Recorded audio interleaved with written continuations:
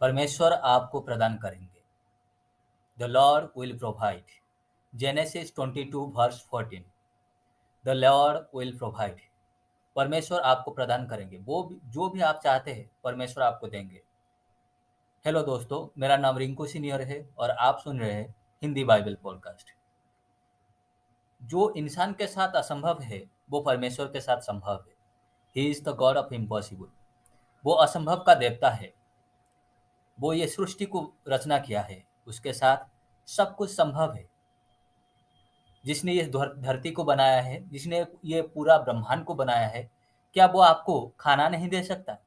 क्या वो आपको रहने के लिए घर नहीं दे सकता? या क्या वो आपको एक जॉब नहीं दे सकता? वो सब कुछ दे सकता है।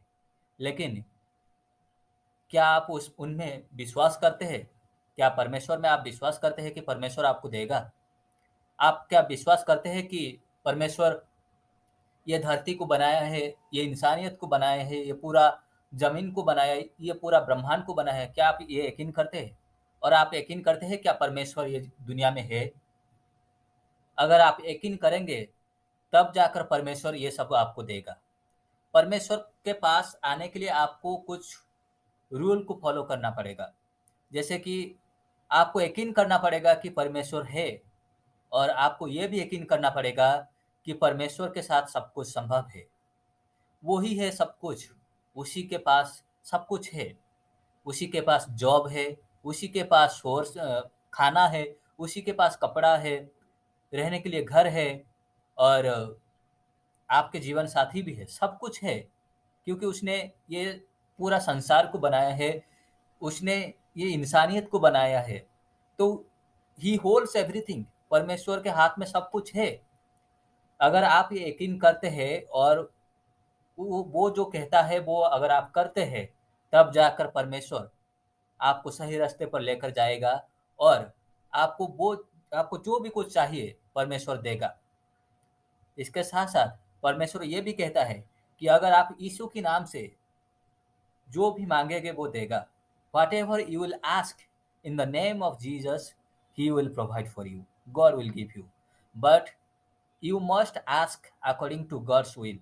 इसका मतलब ये है कि प्रभु यीशु के नाम से जो भी आप मांगेंगे वो आपको देगा, लेकिन परमेश्वर के इच्छा के मुताबिक, इच्छा के अनुसार अगर आप जो भी मांगेंगे तो परमेश्वर वो आपको देगा। वो मना नहीं करेगा। परमेश्वर चाहता है कि आप अच्छे से रहे, खुशी से रहे और संपन्न संपन्न बने। God wants you be prosperous. God wants you be fulfilled in everything, and God wants you live happily. वो परमेश्वर है, वो पिता परमेश्वर है, वो हमारे पिता है। सो वो नहीं चाहता है कि हम दुख में रहे। Yes, he discipline us but he doesn't punish us.